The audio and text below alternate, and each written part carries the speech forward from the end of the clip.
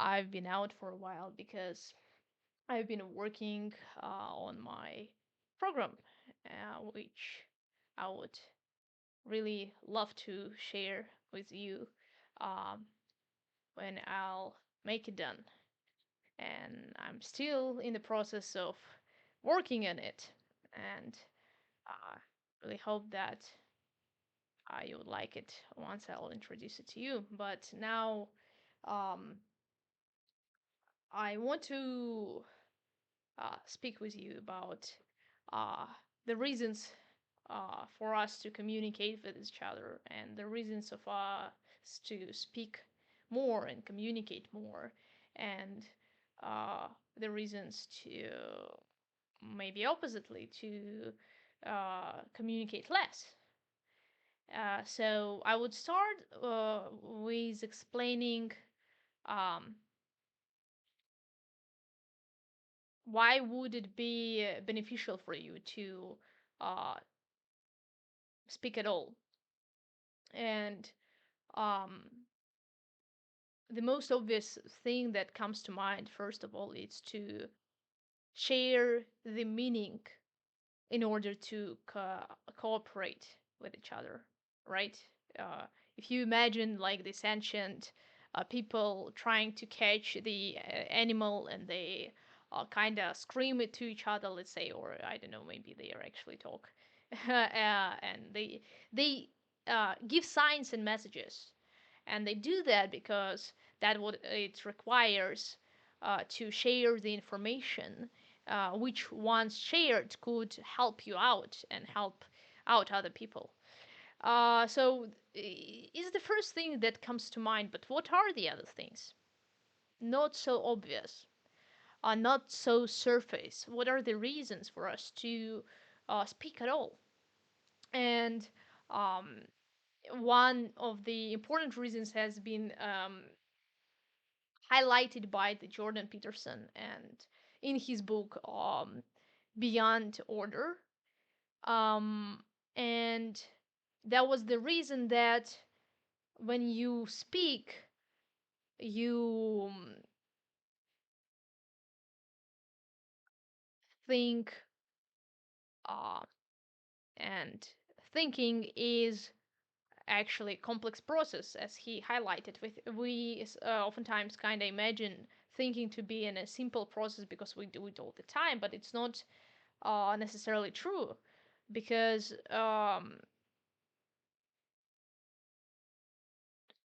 mostly we would feel something or experience something, and we would then call it uh, thought. But a thought is a cognitive and mental process that requires resources, and because and the benefit of it, of course, the awareness, because the thinking is a reflective process, right? You think about something in order to do something. It's an activity that you undertake to achieve a certain end, a good result. So it's not any experience of reality. It is the activity that we take um, to do that. And um, to answer, is it easy for us or not, we could also ask ourselves, is it, do we do it instinctively or decisively? Um, do we do it in a way, I mean, automatically, or um, do we choose to think? And I would say that um, for the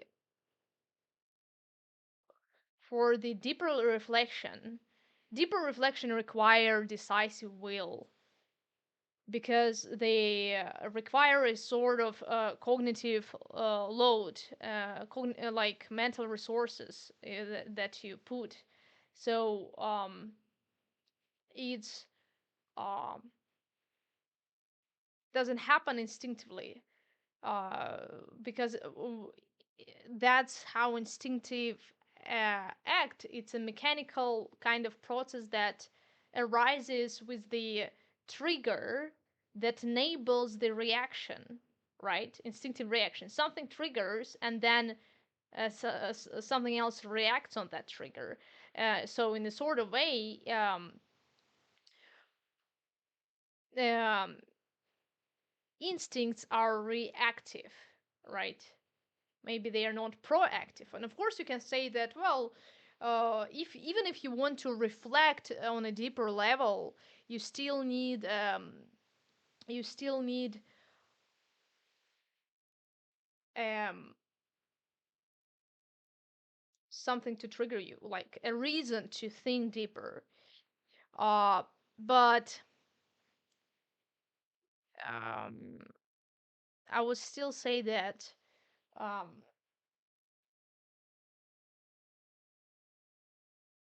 you what um, it's uh, under your control to um, allow yourself for the, let's say, waste of these resources when you think deeper, or to just stop thinking about it and push the thoughts away. But it's also interesting that thoughts are actually sometimes happen to be spontaneous, processes that, again, something um, stimulates or motivates these thoughts. Let's say you have some sort of anxious thoughts, right? So um, sometimes it's not you who mm, uh, enables or introduces this activity to yourself. It's the thoughts that come to you uh, and trouble you, perhaps, right? But definitely the reflective thinking, a systematic thinking, a strategic thinking, a logical thinking, and critical thinking, those kind of thinkings that uh, include comprehension and understanding, that include the problem solving. Those are harder kinds of thinking. They require complex processes to go through and resources to use. So, um,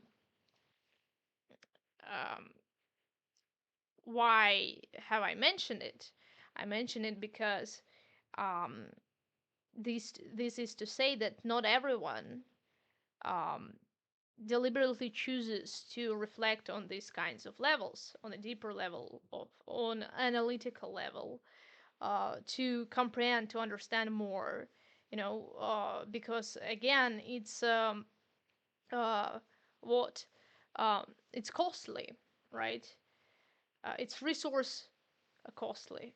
So, um, but when we speak, what we do is we put our thoughts into the words into, and we kind of also assign them the meaning when we do that. Because again, our thoughts not necessarily um,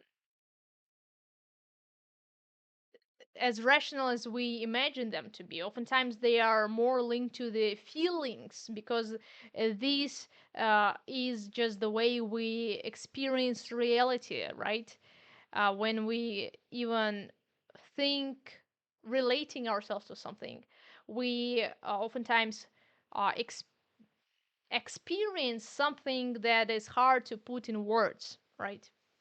And um, when we share instead our experiences and maybe our surface thoughts, as we share it, we assign it specific definitions. And what we do right there, we identify what we actually feel, we identify what we actually experience. And if we share our problems, if we share our concerns and anxiety and worries and even the positive things, we first kind of make sense of it, you know, because we lay it down before ourselves, and then we choose the definition to assign it to and share it with others. And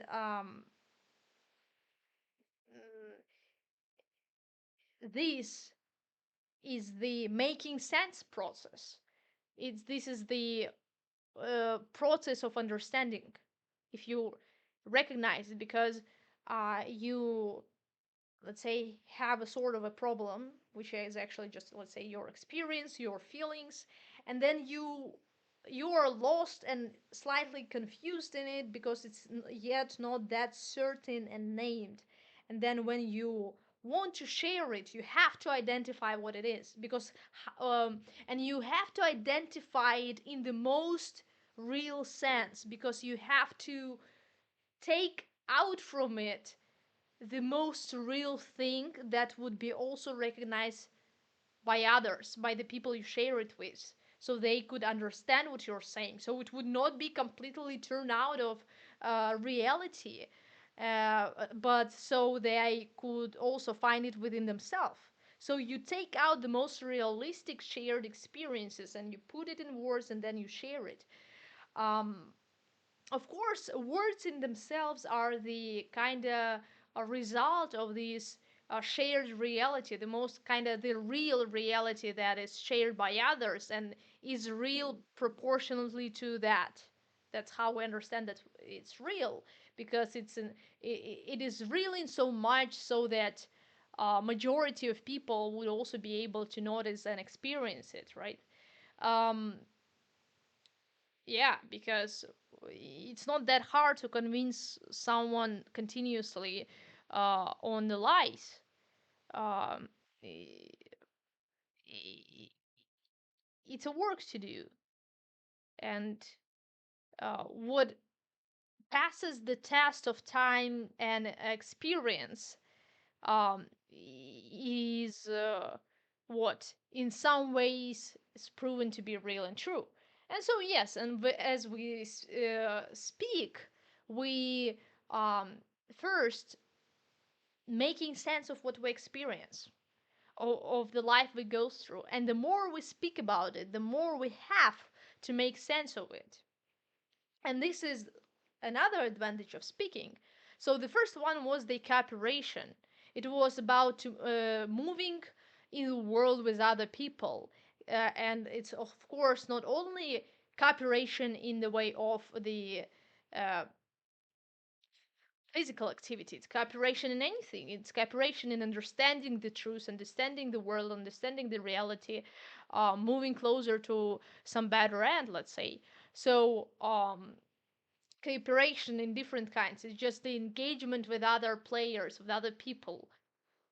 And then the second benefit of speaking more would be making sense of what you're going through, of your life. Because as you speak, you have to make sense of what you experience, of what you think, uh, and you have to make a good sense of it, because you have to pass it in the way that would be understandable by others. So you have to make it, you have to take of it the most real parts of it that could be shared uh, in a comprehensive manner. So this is a second benefit of it. Um, and um, of course, there's a lots of other benefits that could be also assigned to some of these categories. Let's say, but the feedback, right? When you speak and you share your existing experience, when you making sense of it, well, preferably you don't want to make sense of it on your own. You don't want to be alone, uh, because it's harder to be alone, right? Because two minds think better than one.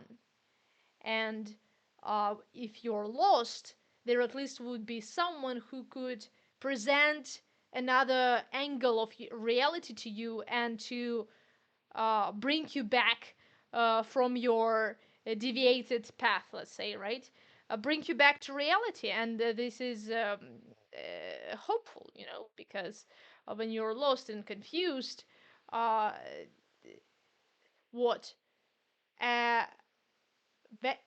feedback uh, is valuable. Um, yeah, so uh, speaking in this way helps you to navigate better yourself in the world. and so it helps in a similar way other. Um, Now, but we know that sometimes it's better to speak less, and I want to also speak about that times. Why could it be better to speak less, and um, at what times? And you know, I think many people have experienced, at least in school, when someone um, talks and the whole class is annoyed by that person and they don't want him to talk and it's kind of out of the context and everyone is like, just shut up, please. And so, well, why would this happen? What processes they are that uh, you know we consider to be negative. And I would say that when you speak, you demand to be heard. Speaking as well as thinking, especially on a deeper level, on a reflective manner or analytical and critical, um, again is consuming resources, consuming process. Uh, it's costly for you, and you don't have endless resources. Think about time. Think about your health and physical strengths. You don't have endless resources. And this limitation and mortality makes this kind of things a problem to you because the cost should justify uh, the end of your action. The benefit should justify the cost. And if it doesn't, you become annoyed and frustrated because you're making unwise choices and you're paying for it. Right. And so I don't know if you're familiar with this quote of Sartre. Is I think it's the quote of Sartre. Uh, it could be of Nietzsche as well, but I think Nietzsche just had something similar. But that one was the quote of Sartre, and he said, "To um, love is to demand to be loved." Right? And for the similar reason as because love is an investment and it's resource costly. And when you speak, it's something similar. You uh, want to be paid attention to, you want to be heard. And if you are not, um, it's unhelpful because you speak with purpose. You don't forget that, even if you don't recognize that purpose. An activity is directed towards the end, towards some good. We know it from Aristotle, right? Um, and if you don't receive uh, an end result as something good, if you don't recognize it to be good, then you just wasted your resources, you just wasted your time. And you have to make something different. So it annoys you and frustrates and angers you, and rightly so. And so, as we hear others speaking and as we speak ourselves, we try to make it productive. We try to make it efficient. We just try to make it also enjoyable and pleasant for ourselves. We try to make the good towards which the action is directed to and to be an actually good, um, and um, not a waste. And when it happens to be a waste, we change the plan and the activity. Um, and so if you speak, but your speech is not justified, and if you listen, but your listening is not justified, then it becomes a problem for you and for other people, right? And it can be frustrating lots of times because speaking could be a self-expression. Speak and in exactly the way I have mentioned, that you express your life, you express your experiences. And no wonder people would want to speak, no wonder they would want to share, because they do want to make sense of it, and because also they want it to be meaningful. And if it's meaningful enough, then other people would want to experience it too, and live through that too, and to know it, and to recognize it, and experience it as something real, so it could be shared. Um, so no wonder you want to speak, right? But when you do and it's not welcomed, then you pay the price. The price by the judgment of other people who are frustrated with you, their attempts to stop you and to silence your speech. Uh, the price by just waiting, wasting wastefully your resources, right? And this would be the price you pay. Um, and someone could say, well, this is cruel, because what if the person just wanted to be heard? Um, but yes, right, in one sense, you can see it like that. But in the other sense, it's also a great regulatory tool to uh, hold each other accountable and in check. Because when we deviate from the narrow path, let's say, other people can tap us on the shoulder and say, you're doing something wrong here. The thing you say, they are troublesome. And this also is very good to know, why are they troublesome. So it would make, at least it would make you to think, right? Why would the person want to silence you?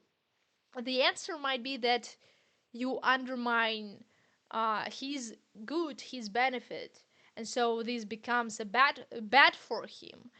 Your good becomes bad for him exactly for that reason. But and then if you recognize it, you can see that, well, maybe the problem is in him, and not in you, and maybe you shouldn't be silent, right? But from on the other side, you could think that, well, maybe it's not only about him, but it's also about how actually, what am I actually pursuing when I talk? And uh, is it good enough to actually make what? An improvement, at least for me and for others? Or is it bad enough to make an improvement only for me, but to be bad for others? And so you can think in this way, and at least what kind of good there is that it makes you think when you are silenced.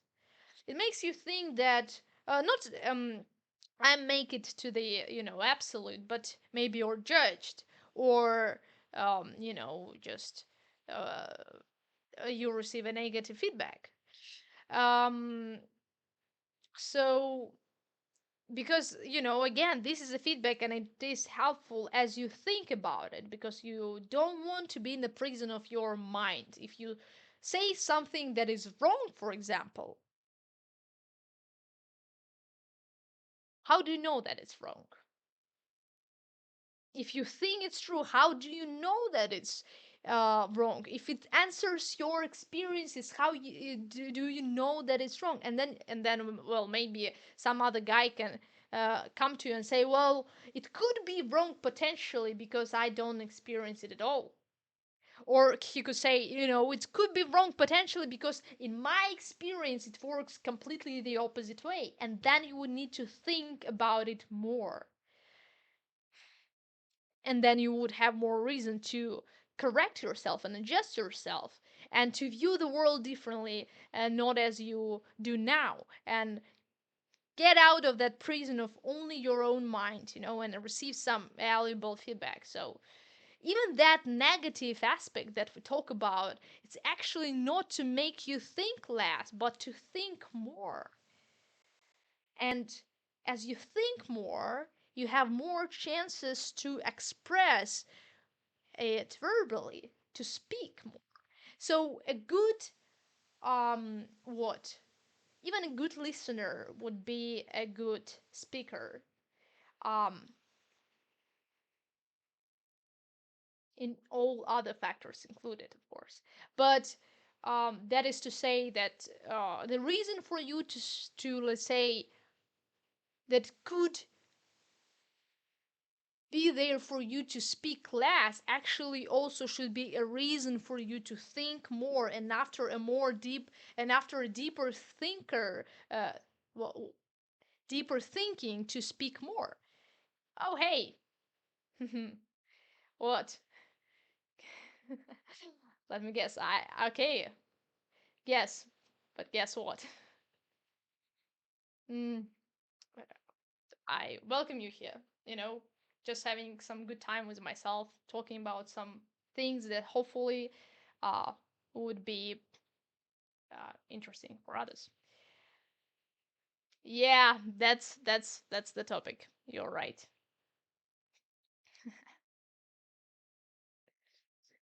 Um, yeah, I moved already through some major reasons, but if you would have any sorts of question, uh, that would be actually interesting for me to go through them. Um, yeah, but uh, oh, major question. Yeah, sure.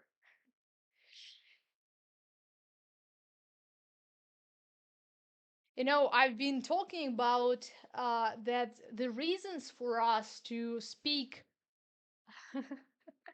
less is actually also the reasons for us to think more and then speak more. But I'm in the dorm because I'm study at university, and that's where I am. Uh, and yes, I just arrived here recently, so it's kind of empty and all. But yeah. Um.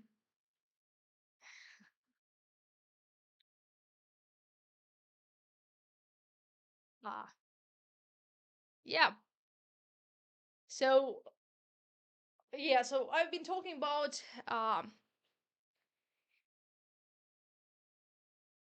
benefits of about the benefits of speaking, and the benefits, or the reasons for not speaking, and the um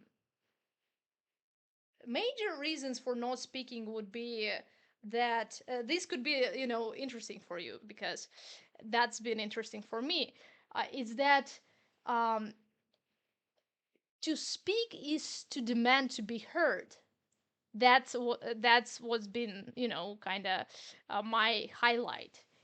And this is one of the reasons for other people not be willing for you to speak, right?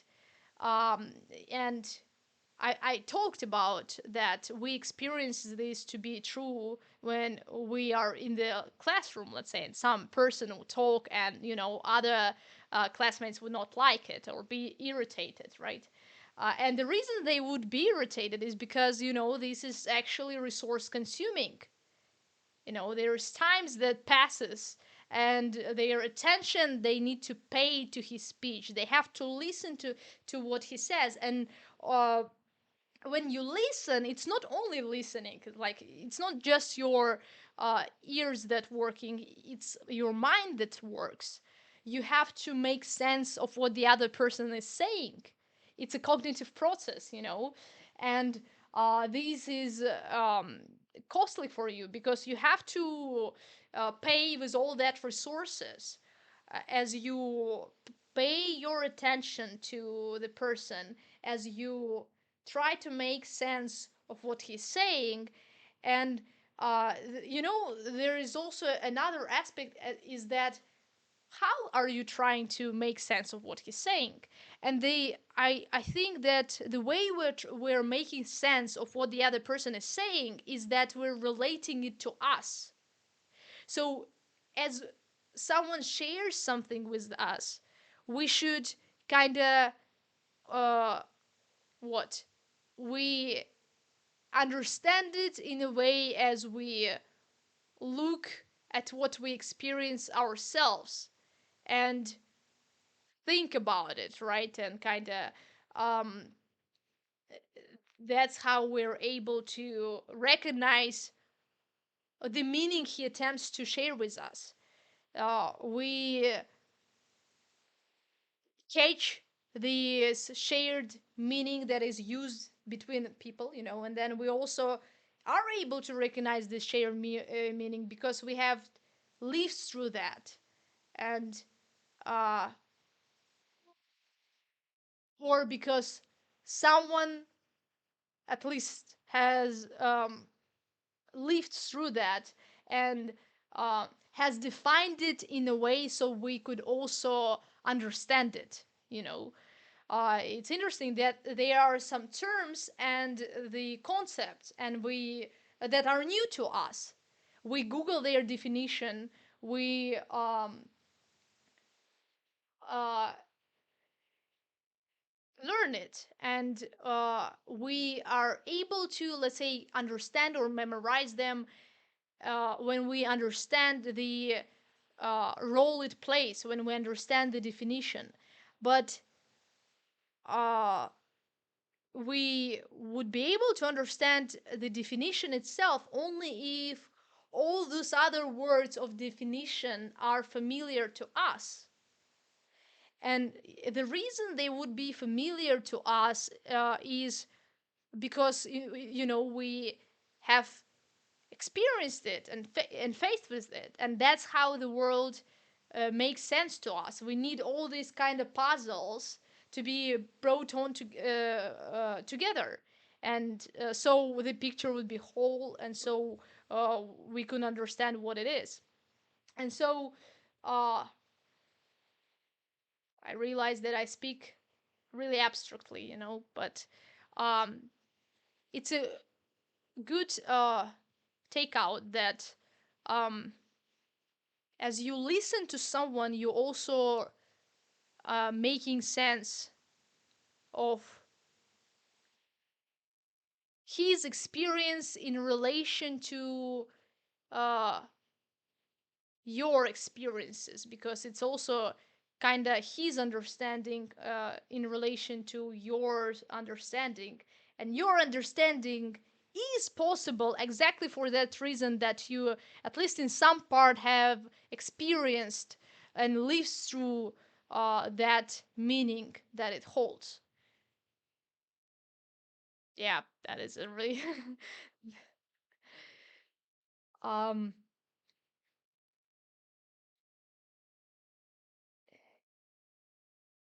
thank you so much.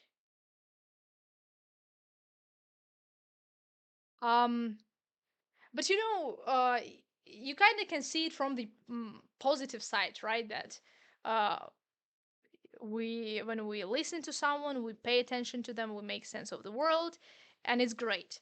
But the negative side uh you can see it from is that uh well, what if I can make a proper sense of what he's saying? Or and what if uh what I don't enjoy paying attention or listening to him, right? And then there's lots of sort of questions that arise, and the first questions, why would it be the case, right? I hope that could be so simple. Oh, yeah, nothing is simple, right? The world is too complex. But the great part of it is that the complexity of the things in the world is what pushes us to um, increase our competence, right? We need to be competent first because we have this complexity that we have to deal with, right? So on the positive side, it pushes us to develop.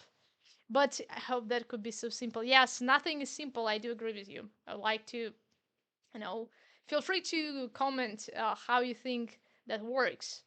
And I'm sure there is a lot of other factors, a lot of other reasons that, um, should be recognized because they do influence uh, motivations behind why we speak and why we prefer to remain silent. Um, uh, yes, and so as I've been saying that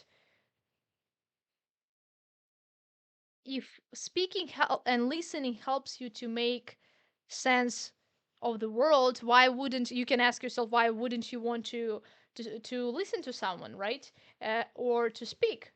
But then if we recognize that it's resource costly, that is costly for you because you have to pay your attention, you have to um, waste your time, okay, maybe allocate your time to that, and all the other resources like cognitive, mental, right?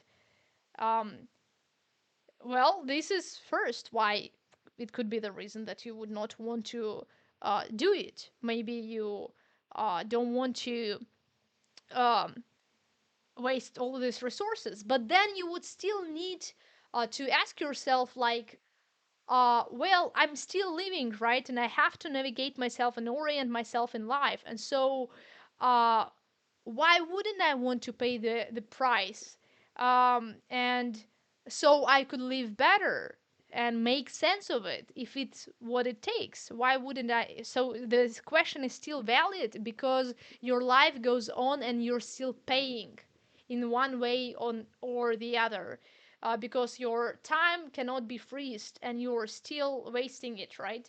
And so you could still ask yourself, well, why then I'm um, not ready or willing to do it, right? And then um, if not for the if not for it being consuming and costly, resource consuming and costly for you, then what else could it be? um,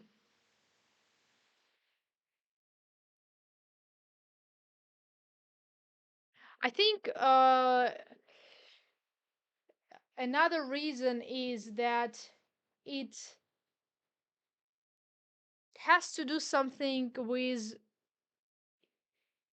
it exactly requiring you to make sense of the world, because um, you already, if you especially if you have lived for some time, because kids, they kind of accept everything as uh, sponges. But if you have lived for some time, you already have some thoughts and you developed and a worldview recognized and experienced. And when you start listening and or speaking and identifying more of these holes, you have to start viewing the world differently.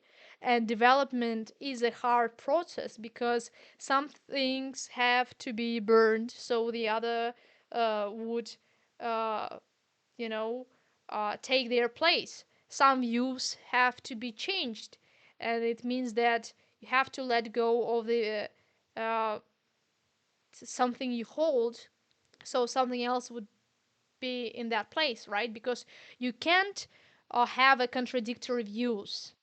So for this reason, it's hard to make a better sense of the world or speak more, listen more, because then it means a constant change. Okay, so one, resources, uh, it's costly, and then the second is change is painful, change is hard, and not everyone is ready for the change. But it's also not only that. It's not only that it's painful because when you have the right motivation, you would do that. You would do the hard thing. if you would have the right motivation. But when you're not motivated enough, then it's painful, then it's hard, then you don't want to give up what you already have. Um, and what it makes me to think is that a certain worldview, certain thoughts, uh, they allow you for the kind of life that you are motivated to have. And if you don't want to make sense of something that could be contradictory to that which allows for what you're motivated to have, then you perhaps would be willing to cut it off. This is an internal censorship, a motivated internal censorship. Um,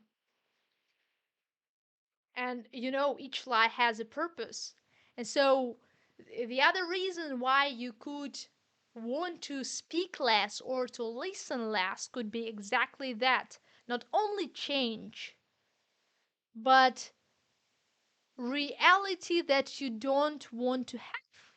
And sometimes to recognize some things and to view some things differently, you would have to abandon the reality that you prefer or motivated to have. And so those are the other things why people would not want to speak and listen. You know, it's the conflict of motivations that allow for this censorship, and it can be even destructive for them. And for many of us, everyone, we have this that the world is full of lies, media, news, um, even family circle. We know that uh, people have motivations and they can manipulate or lie to us for that. But somehow we don't think that we can be the first liars. Somehow we make allowance for ourselves, and we make an exception. We view ourselves better than everyone else. The world is a dark place, but not we. We are good. We are kind. We are better. But we could be the first liars and deceivers. And we could be uh, that way, even not viewing ourselves that way. Because what made us think that we don't deceive ourselves. And this is the reason why I'm making this program, um, for detecting a strategic self-deception, is because um,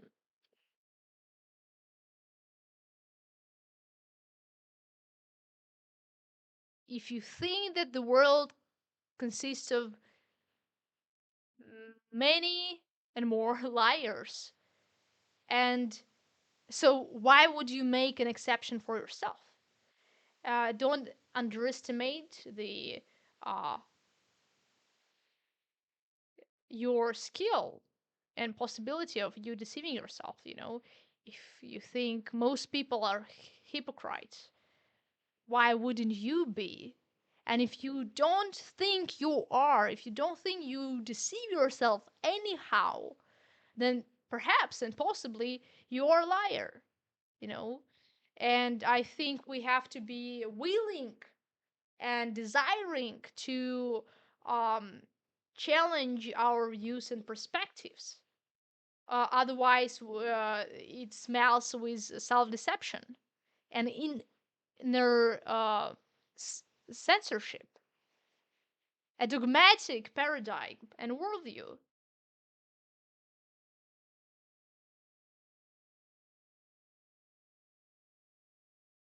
And that's why we need to speak more, because speaking more allows us for thinking more.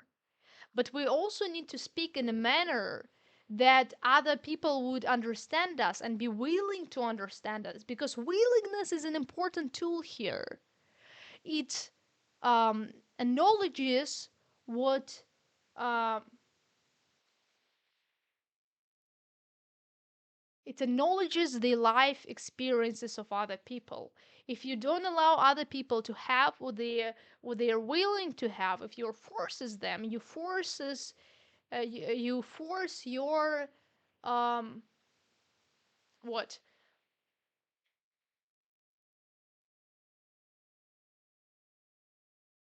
you force your reality upon them that doesn't constitute their life experiences. And a good question to ask yourself is that, are you sure you want to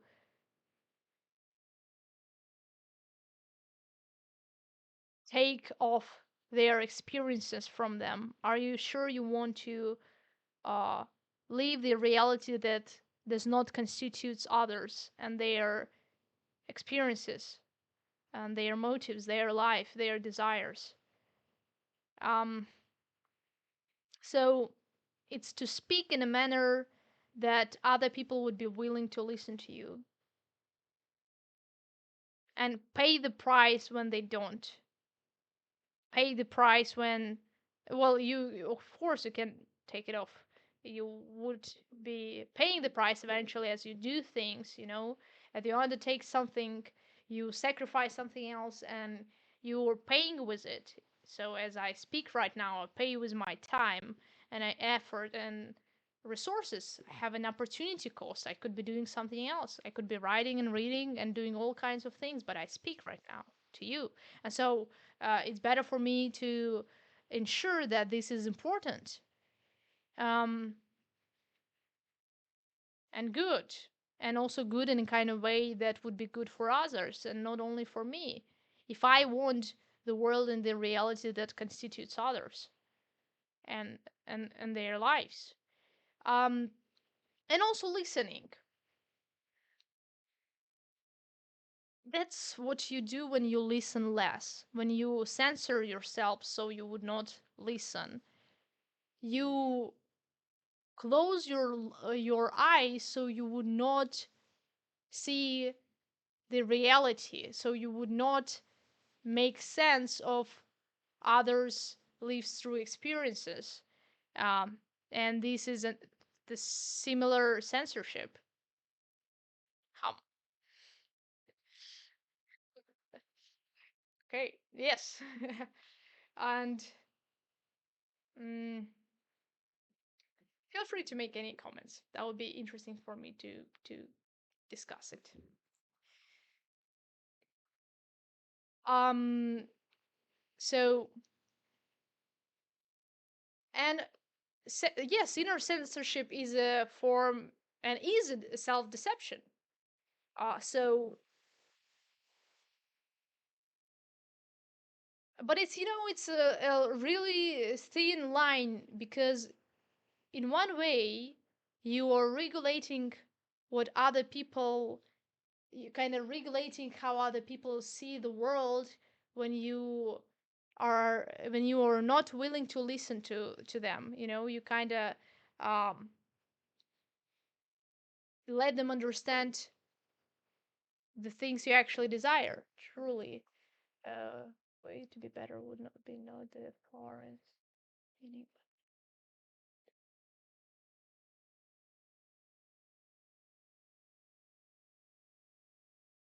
Way to be better would be know the forest meaning, but that world didn't work, so isn't. Um, uh, can you explain better what you mean by that?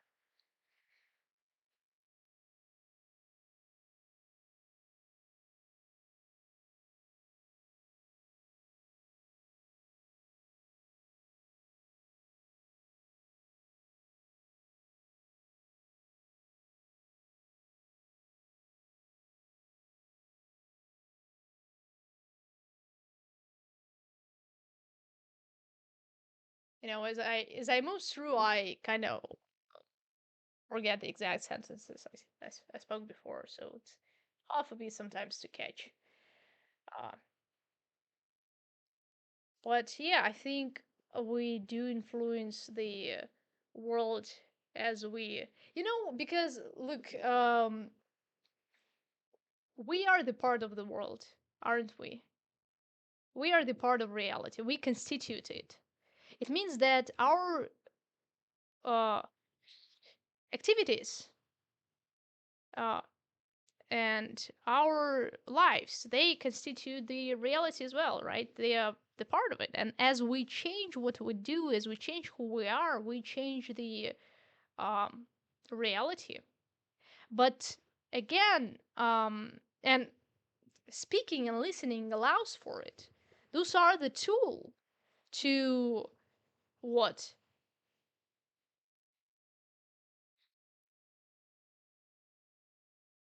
They are, well, not least for the cooperation, for the reality to be shared and comprehended and understood in a better ways.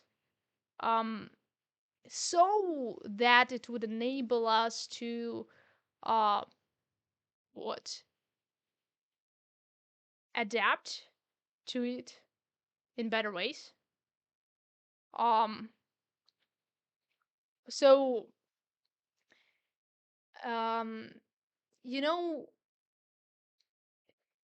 like there is a difference between the um the things you just want to have, like the reality you want to have, let's say, right? That is not yet, but could be. And the reality that um, is not yet, but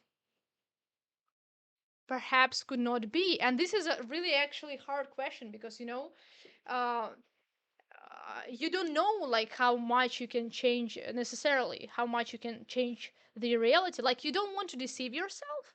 But then again, what if adapting some views, some worldview could enable you to change reality in a way that you want to and actually change it? Is it self deception or is it just uh, motivation that helps you to um, what to bring what you desire? So let's say if you what you desire is not real, let's say it's a world reality that is not yet, right? But if you hope that it will be, if you try to bring it, if you work so it would become real, is it actually a deception? Is it actually a lie? Or it just not yet? Or is it actually your goal? Right?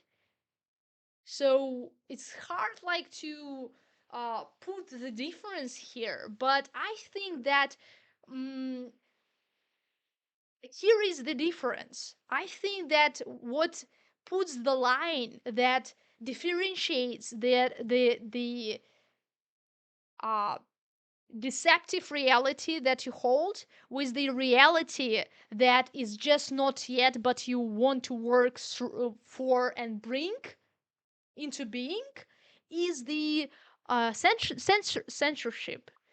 It's like the deceptive reality, a lie that you tell yourself, um, is a dogma.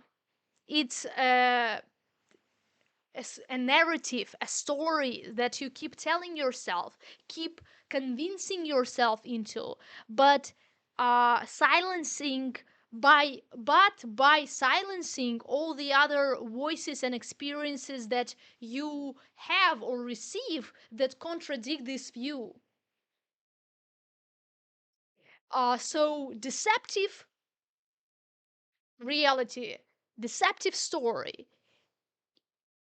it's um not realistic, not because it's doesn't exist yet. It's not realistic because it doesn't acknowledges the reality, it doesn't include the information, it's censorship, it exists by censorshiping the truth, the information.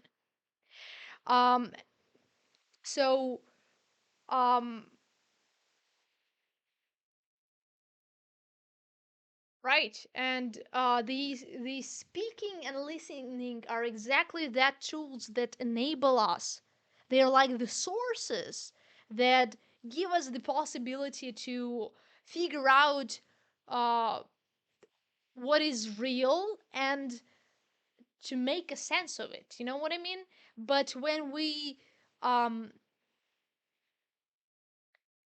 when we censor it, when we don't allow it to be, when we don't give it space, we um, limit ourselves in and we limit our capacity to understand the world. Um, because let's say you can change the world because you are a part of it, you're the part of reality. You can influence it, you can change it, right? But you still have to understand exactly what you're changing. You still have to understand the reality. You still have to understand all the other things that are going, but which you are skipping, let's say. Um, and um,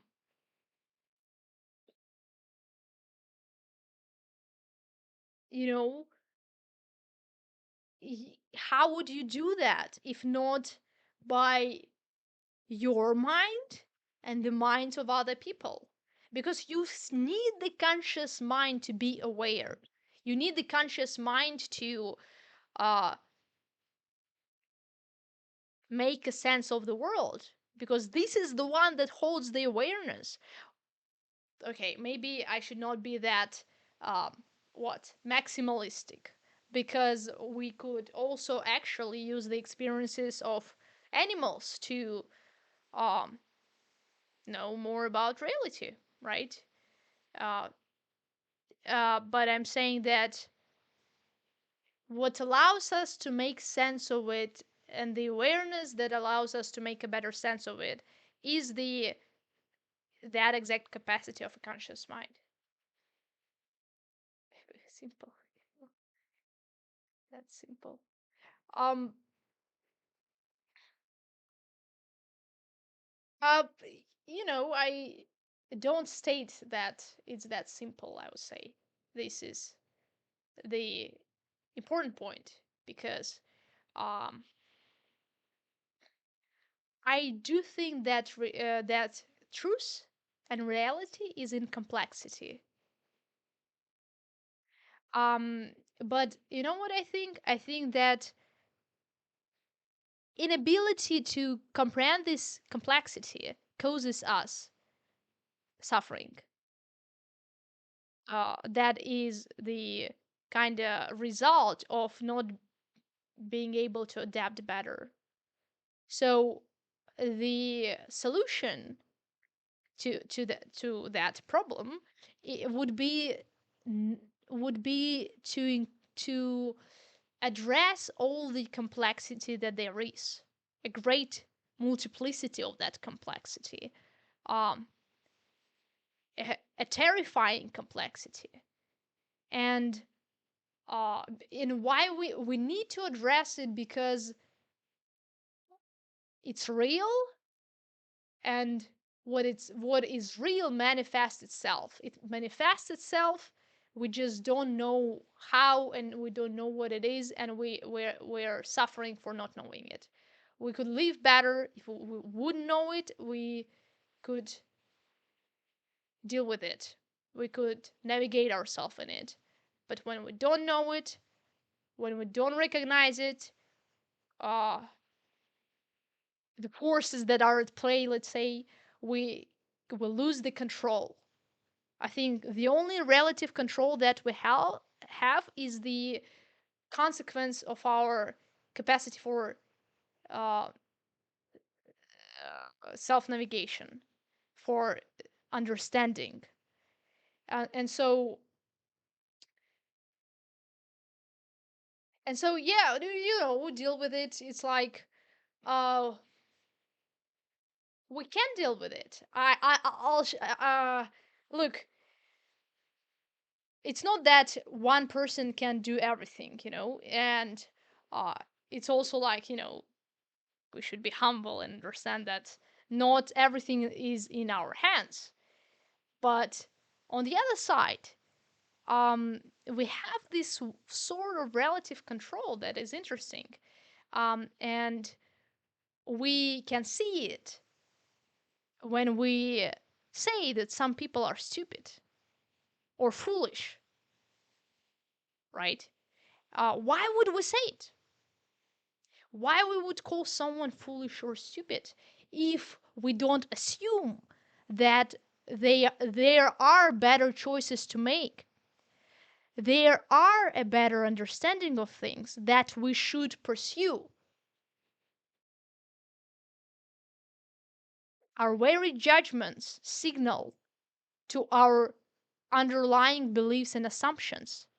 And I think that we, underneath it, we know that there is something that could be stupid, and there is something that could be less stupid and perhaps more wise.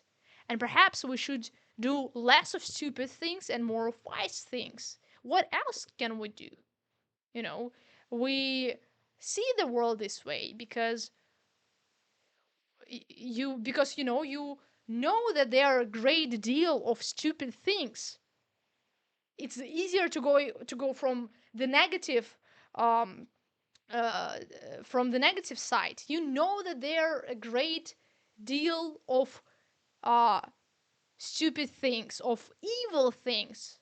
You know that there is lots of malevolence and lots of unwise decisions, lots of um irrational, emotional, and call as you want and decisions that harm people.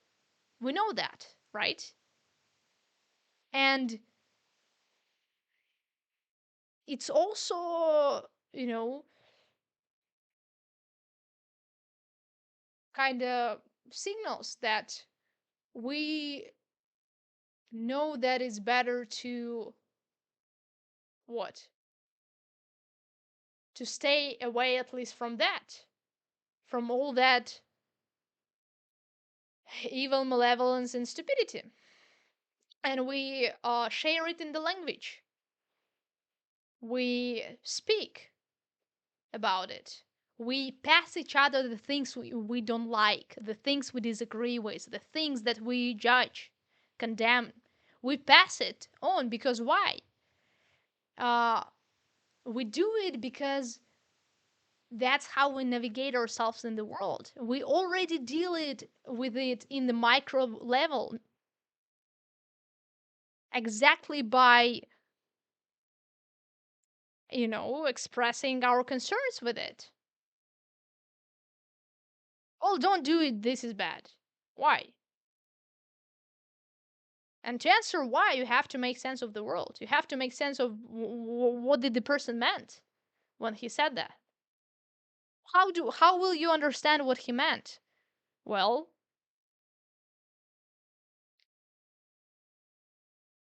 you understand what he meant because you know this meaning as you live through it in your life. You have experienced other people saying you don't do it, and you have understood that they are trying to um, uh, you know affect you, to uh, prevent you from doing something. So you have experience, you live through that, and now you understand.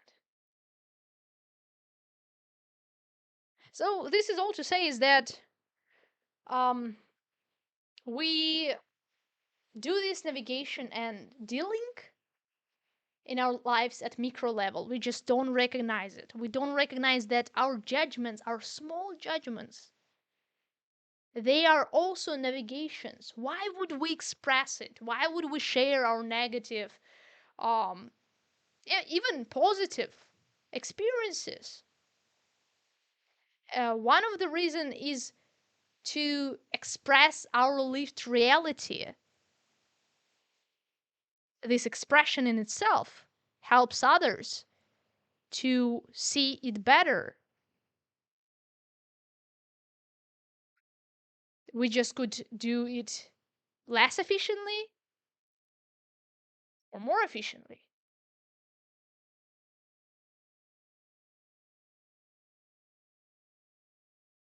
yes, we do these choices and these micro decisions as we live, right?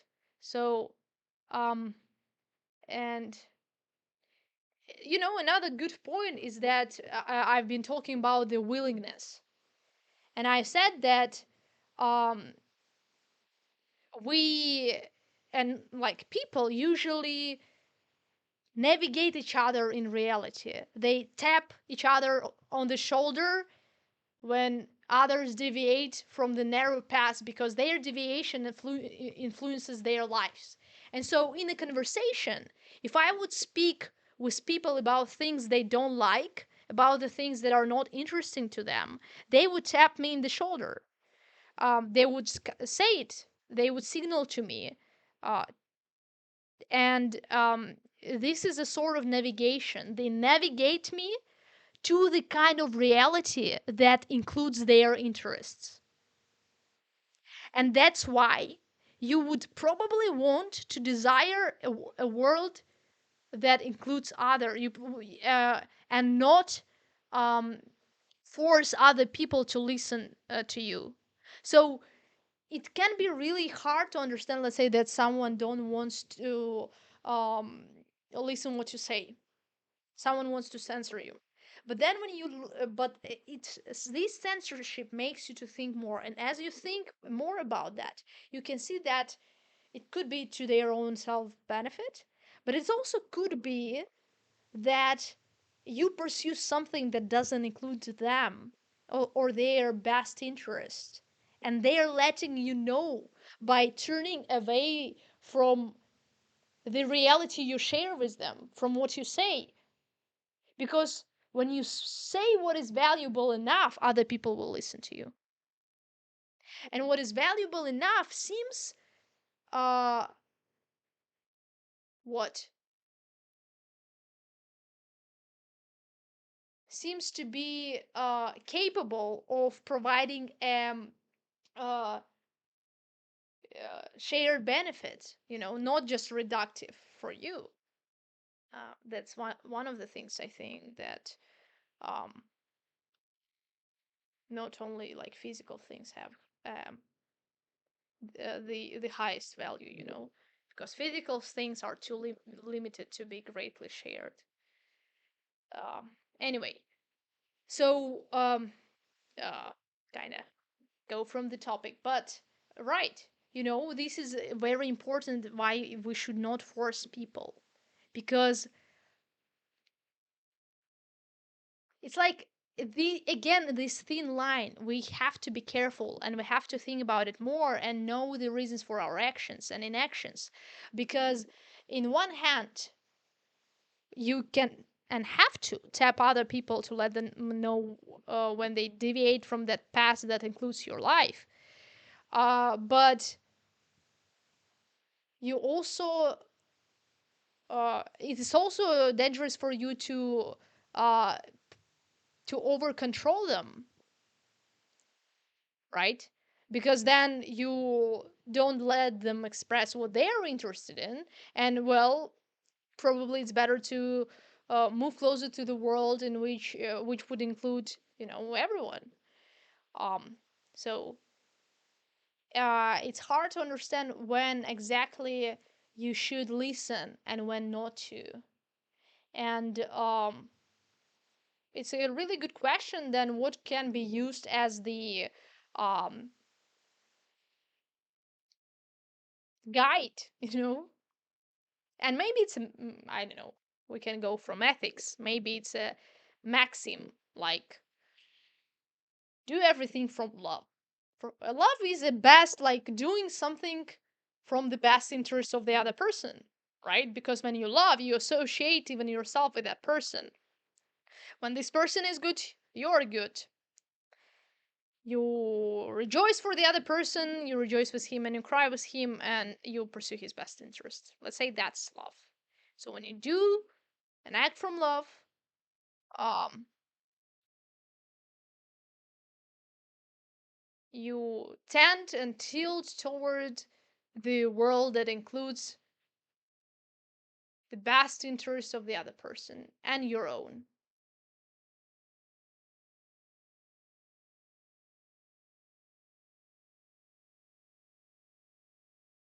But then this world should also be the world in which other people also pursue the best for others. Because if you would only pursue what is good for them without them reciprocating it, then you there would be a threat for you to what um pursue what they perhaps desire, but uh desire selfishly, you know, not considering you and others. So and that's are all the hard choices that we're making when we're speaking and listening.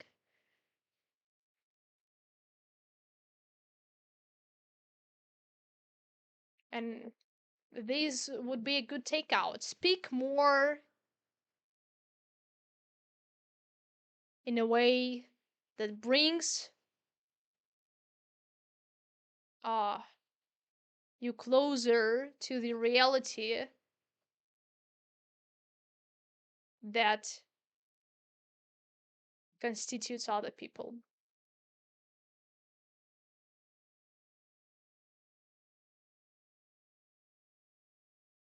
And when you speak more in this way, then other people would be willing to listen to you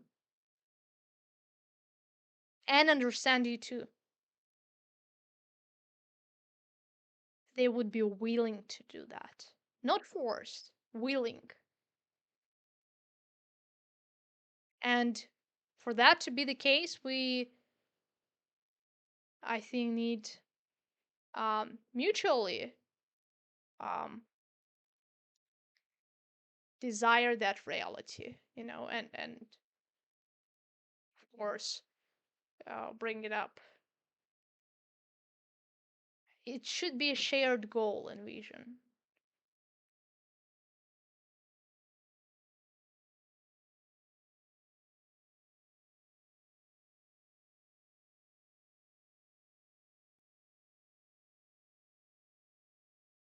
Okay, so that will be that this video. Uh, think tank. No, I don't understand what you're saying. Um,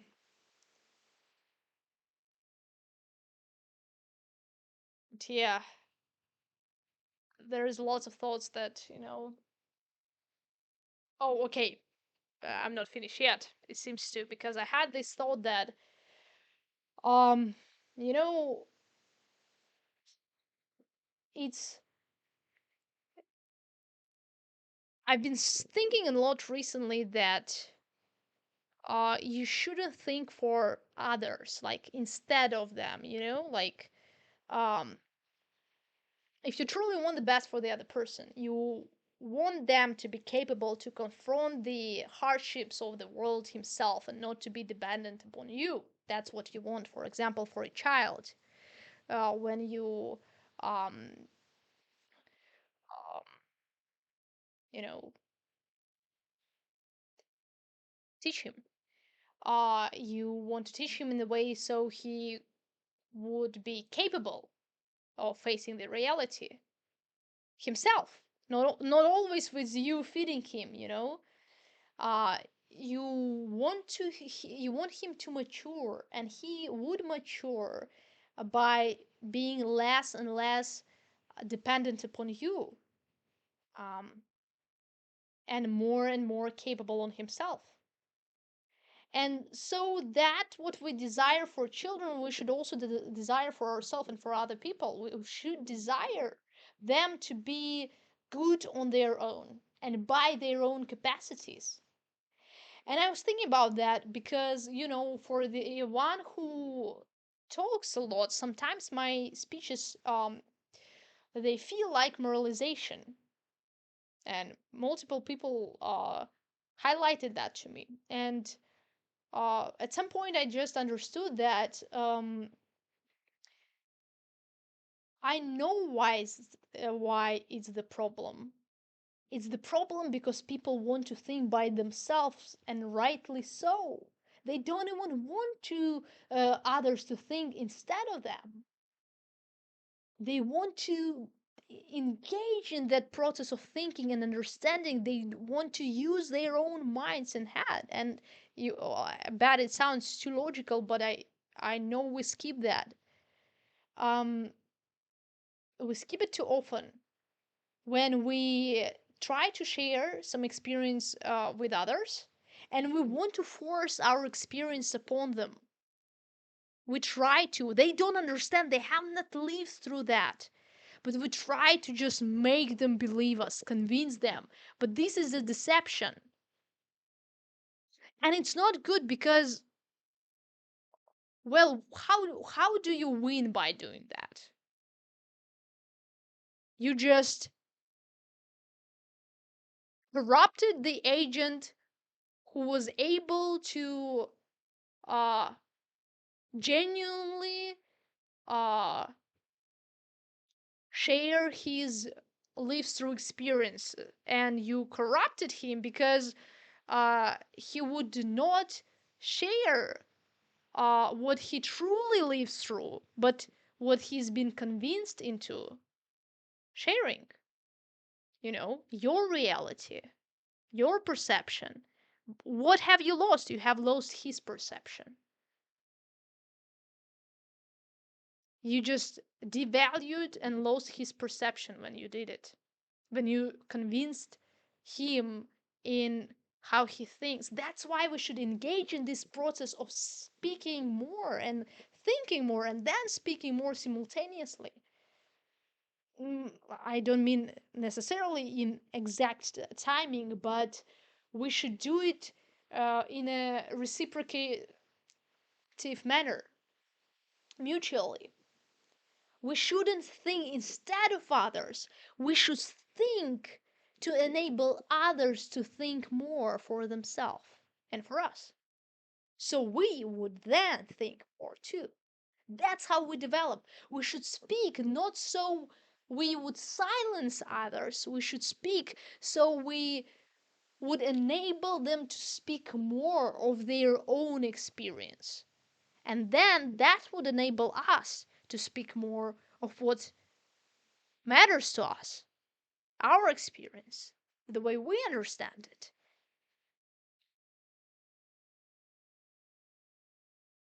Um, so this is a valuable lesson to learn, and it's been so for me, definitely. And for all the other people, and a lot, people like to moralize a lot.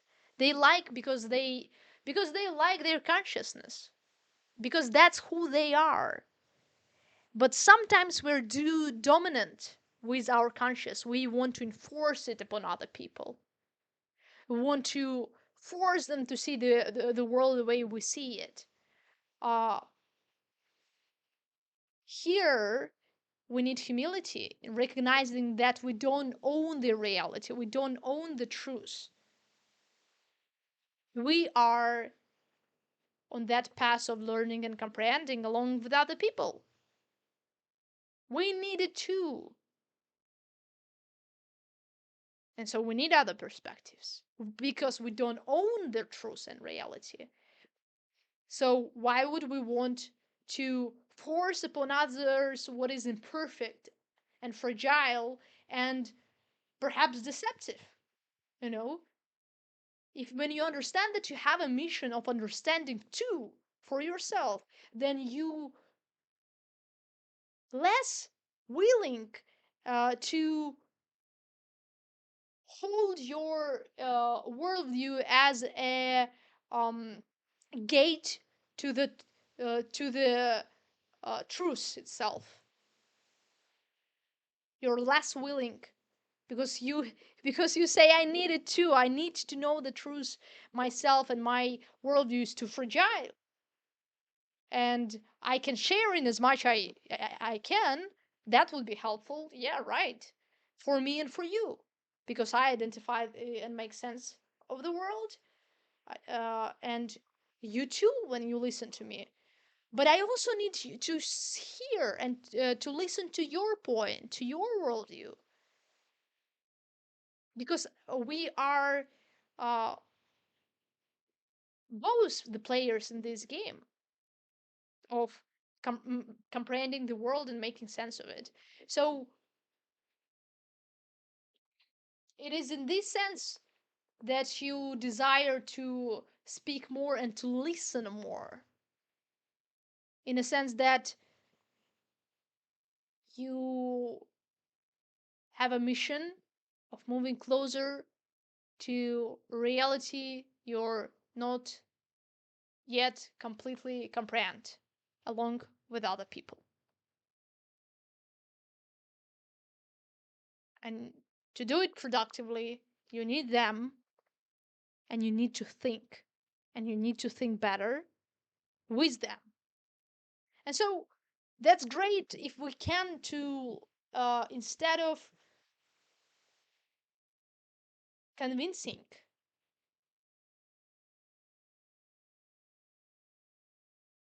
perhaps share, so to provide a common ground. It's like speaking, but almost asking. And what do you think, right? And how do you think? And what is the world to you? And then, if we do it in this way, we have more things to speak about. Because then it's not only your life and experiences, it's the life of another person and his experiences. And then more and more people. And then you are able and capable to grab this complexity because you're doing it along with all the other people and not on your own. You can't live through all of that complexity, right? But maybe 8 billion people can because they already live through their lives.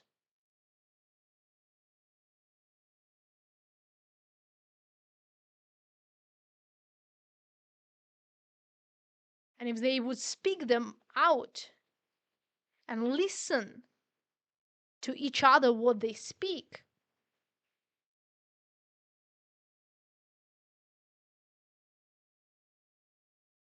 perhaps the world would make sense more if we would think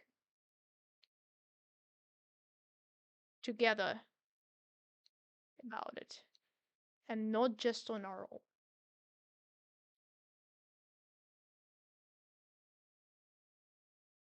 And this about the importance of speaking and listening.